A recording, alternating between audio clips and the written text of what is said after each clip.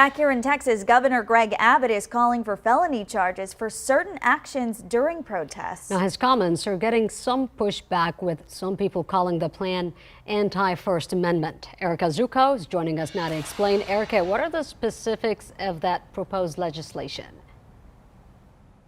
Yes, Sarah and Audrey. Well, in his announcement, he differentiated between what he called peaceful protesting and the actions that he says should be further punished and become more serious criminal offenses. I want to kind of break down for you what he's describing there. In his words, he says that he's referring to things including robbing, looting, setting things on fire, causing damage to property, or throwing things at officers.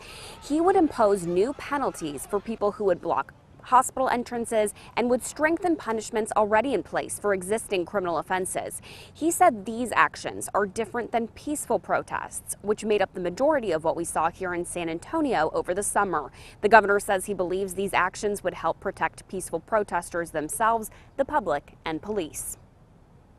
Now, Texas will always defend the First Amendment right to peacefully protest, but Texas is not going to tolerate violence, vandalism, or rioting.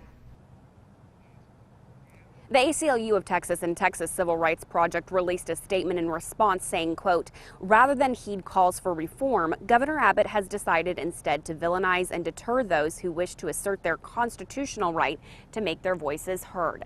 Now, under this proposal, some of these offenses would require mandatory jail time. Reporting in San Antonio, Erica Zucco, KENS 5 Eyewitness News.